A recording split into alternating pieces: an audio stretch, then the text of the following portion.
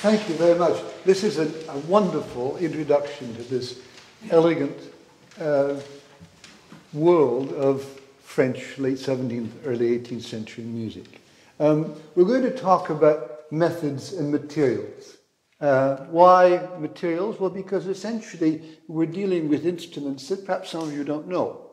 A flute, which is, I suppose, a copy of...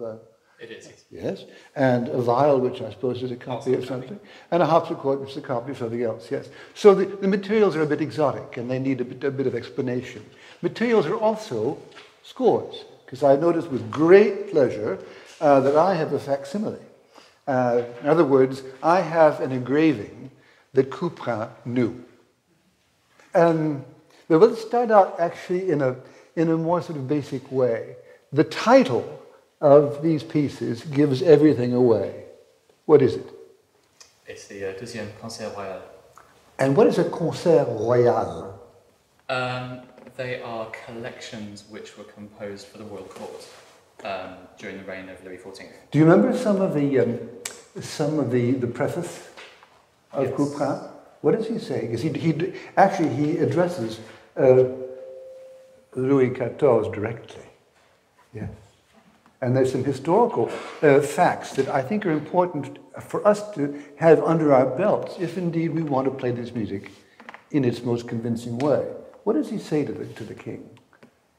The preface I've read is the one that was published with the work in 1722 after the king's death. Okay, but there is also, and we know from historical sort of, first of all, accounts, but also that in these famous prefaces, that the Couperin was a favorite composer of Louis XIV. We associate Louis XIV with extraordinarily ambitious goings-on, including music. Big operas of Lully, enormous sort of weeks spent out in the gardens with trumpets and kettle drums and all that, and very, ostentatious music. But we also know that during his life, and especially at the end of his life, he showed his real love of music. And it had to do essentially with bringing people like Couperin into his court for very private concerts. They were listened to by him, his morganatic wife, Madame de Maintenon, some of their bastard children, or a few favorite members of the court. And this is an image that I love of Louis XIV. A quiet, introspective human being who adored music and who adored the dance, and actually died probably with music. Because we know that during his last weeks of agony, Robert de Vizet, other members of the court musical establishment would come into his bedroom and play to give him a bit of solace before he died. Now, a concert royal. We're dealing essentially with music small-scaled. What do we have on the page in terms of indications? Nothing. Well, we do. Actually, we do. Let's talk about them. Do we have fast and slow, allegro, andante? We have some very curious and very beautiful indications of how this music wants to be transmitted to you. What's the first one? It's gracieusement, graciously. Gracieusement. Now, I don't know of many composers in the Italian school, or even in the German school, who would put down the gracieusement graciously. Yes. Any indications of tempo or of dynamics? Only in the echo movement, but that's that's in special effect. Yeah. And what's in the Allemand, the fugue? What do we have as an indication? Gaiement. Wonderful. We're working on some pieces, actually, these same musicians, and there's a wonderful indication of Rameau, un peu gai. All this has to do essentially with the effect that we want to produce upon you, graciously. We're going to play graciously to you, or we're going to play tenderly, or we're going to play gaily. Yes, very important, because essentially we're getting into this marvelous, very refined French way of feeling music or feeling art. Sensitivity, that's what it's all about. Now, let's talk about the methods. A material, we've got the score, we've got an old score, we have to decide some pretty important things. We have no indications of tempo. We have no indications, essentially, of dynamics. So how are we going to deal with this? Do we just simply forget them and just play the music and hope that the music's going to come out as, no. Yeah. Line and sequence. Harmony. Well, I think one of the greatest sort of considerations, and it's something which is present in all French music, way up until someone like Pierre Boulez, is language. Do you think that there's language in these pieces? Are the phrases, for example, reminiscent of something that you could put a French text to? And indeed, are these pieces vocal? Or are they literary in a sense? I mean, they're not specifically vocal, but it's hard to divorce French music from the language. Yeah. I would say that if we have to make a great blanket statement about what's different about this music compared to, let's say, Bach or Vivaldi, we're dealing with something which is linguistic. French music never, ever sort of strays too far away from language. How you put syllables and words together. So much so that actually all the details, that's to say the ornaments and all that, actually have a grammatical function. When I was at Yale, many years ago, studying with Ralph Kirkpatrick, I was learning to play Couperin. And he would say to me, as to a few of his other students, I want you to invent nonsense texts, but in French, such that we can have this idea that this music is syllabic. It has to do with essentially making a phrase, a statement, of a speech, you see. This, I think that you did very well. In fact, I was very impressed with what I've just heard, because it smells and sounds French. Yes, because essentially we're talking about phrasing, aren't we? We're talking about how you organize a phrase. It's not evident. It's not evident. You have to be the most eloquent, really, because you're the melodic instrument, you see. But let's take the first phrase, because there are some interesting things to talk about in detail here, which I think even you as laymen and laywomen could understand and appreciate. Let's take our prelude, just the dessus. And by the way, are we dealing with flute music? I'm sorry? Are we dealing with flute music? We're dealing with music for a high-voiced instrument. That's right. Not specified. In other words, this music is so open. Well, we'll talk about that in a minute. But if we have no indications of tempo or no indications of dynamic, we don't even have indications of who's supposed to be playing, except for you and perhaps you. But could we imagine that something other than a harpsichord would be playing? Are you the only instrument that would be the logical choice? Is there another instrument that could be playing continuo with you? Yeah. Of course, yes. Things are so open-ended that we could actually imagine that this harpsichord be replaced by a plucked instrument. Yes. Let's listen to the first phrase, however.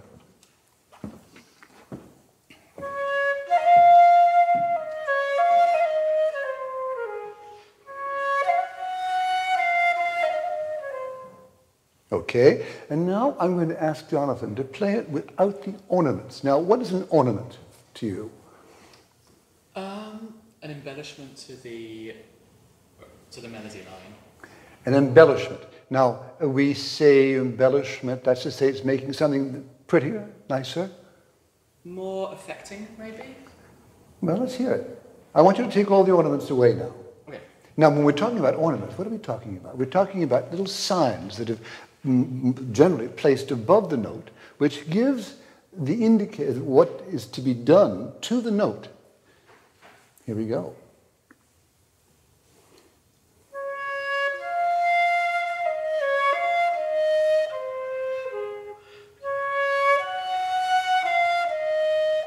Okay, now that's pretty nice actually. But it could be Italian, could be German, could be almost anything. It's unadorned, but it's nice, it's elegant. Why do we have ornaments? And why do we have this proliferation of ornaments in this particular style of music? If you could answer that, we've pretty much solved the problem of interpretation, in one sense. I think they're supposed to have an emotional impact on the listener in a way that may perhaps have become lost over the years. That sounds very romantic. There are many things, I'm pulling things out and asking our friend Jonathan to sort of answer lots of questions. This music has to be completed by the performer. He has to interpret the ornaments and interpret the way the line goes. But there's also something far more important. Ornaments in French music are there to essentially signal something grammatical. And it has to do with dissonance. And why dissonance? Because dissonance is going to essentially pull on the alarm cord, yours. And we're going to hear a note that has more importance. And why does it have to have more importance? Because essentially it has to do with syllables and important words. We give an ornament off to a note such that the note takes on added importance. Let's hear it. And then Paul's going to talk about singing.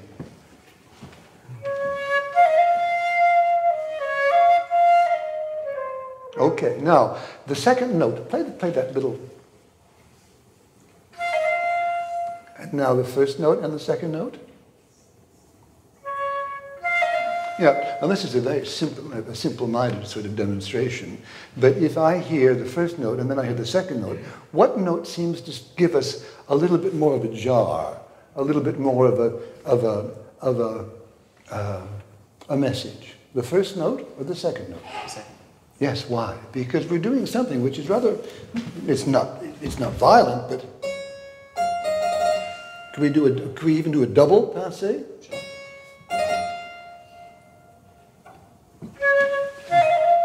Yes. Yeah.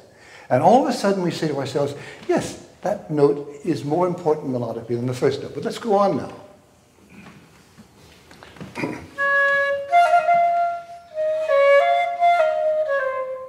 Yes. And there, essentially, we are playing distances, aren't we? And what does that mean? We have essentially three notes, perhaps with a mute E. It becomes grammatical. And we're dealing essentially with grammar. And this is a reason, for example, the fact that this is not written out. This is one of the reasons why this music died such a terrible death over it, and has been dead for so long. Because without people who become specialists in historical performance, this music really remains dead, unloved, but certainly with no life in it. Yes. Let's go on now. We're going to talk about the viol. We're going to, yes.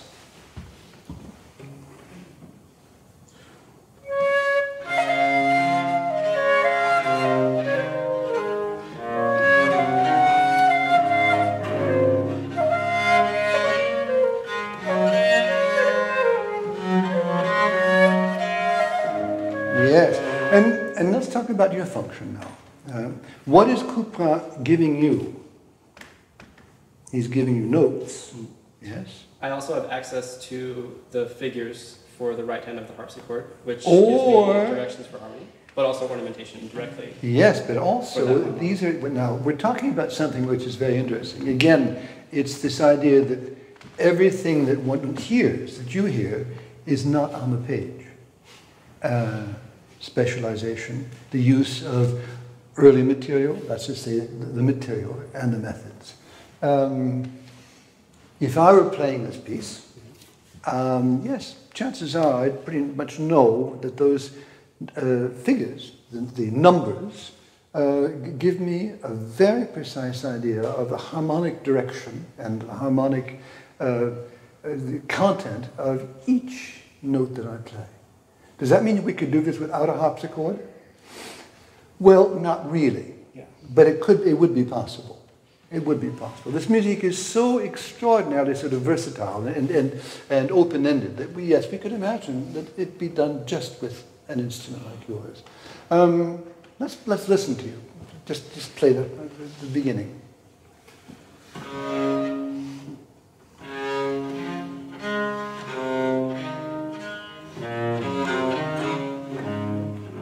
Okay, so essentially we're mostly harmonic, but we're also rhythmic.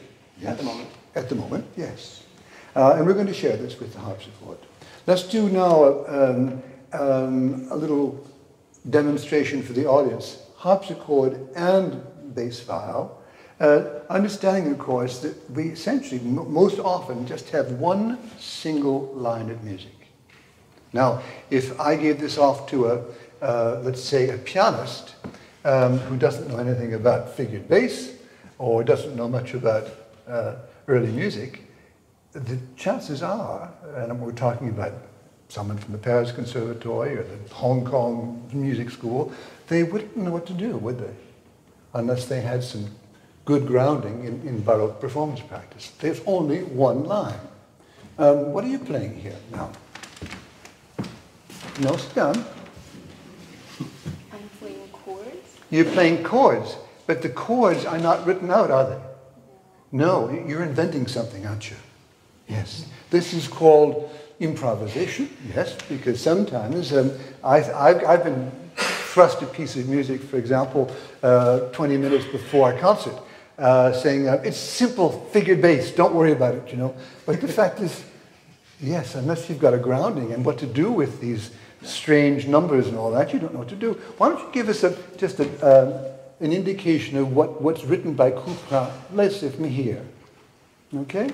Just play what's written. Just what is note. There's no right hand whatsoever. No, you have one bass line to play.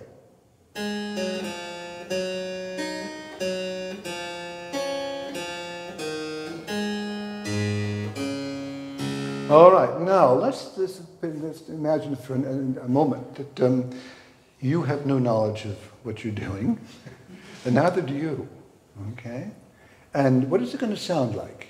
Let's take that, how about that measure? You see where we are here? Sure. And play just what Mr. Couperin has given you.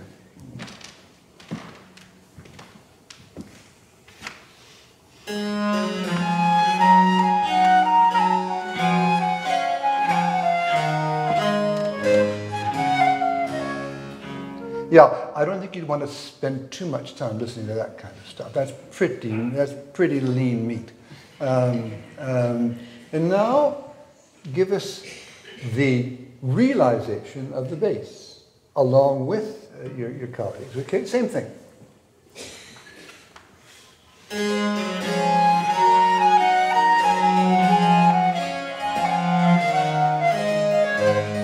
Yes, it's already richer, more interesting. It's got some life to it, exactly.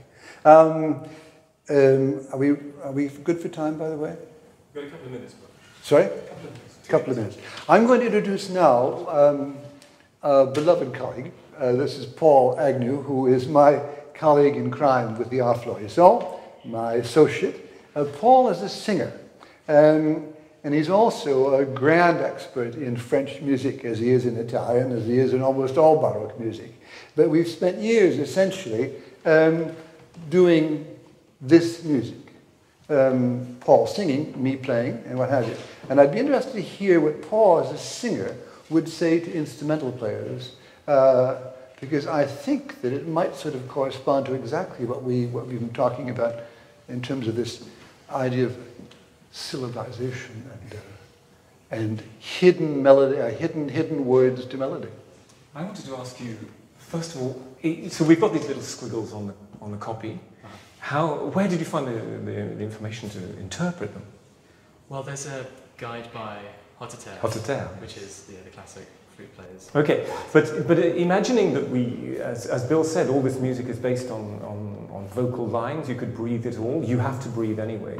That's the advantage maybe of hearing this on a flute rather than on a violin, is the flute is obliged to breathe, just like a singer is obliged to breathe. And so we've already got something in common. So you could look at all the other treaties, because haute de terre is fine, but it's equally limited. And I could read haute de terre as a singer, but you could also read Bassilly or Berra or Monteclair. And then you find out lots of things about what effective music is. And I think you have a responsibility to that, in that there is an emotional content to this. And we, of course, as singers, have the big advantage. We have text. And the text tells us everything. So, if I'm in love, I'm terribly sad, I'm terribly happy. All that is written in the text. But the content is still here. And it's just you have to use your imagination. But if you were reading those other treaties, you'd have so much more information. For example, you have a tender movement, you have a gracieuse. But so, could you play me a trill?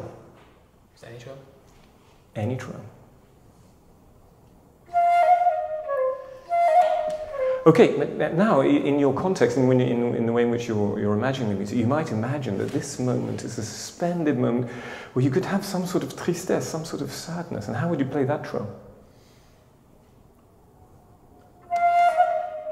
Sound like the first trill. I wouldn't play a major trill. I'd play a minor trill. Which is not the case here. Oh, I was playing a specific. Sure. I can. Do you want me to do the same one, or shall I go minor? No, do the same one. Yeah. So when we read the vocal treaties, there are pages on trills, hundreds of different trills. So we can get this tia or tia if we're in a sort of jig, if we want to be bright, if we want to be terribly sad, that upper note takes forever, nearly the whole thing. Tum tia. Or if we want to be languorous, it's tum tia.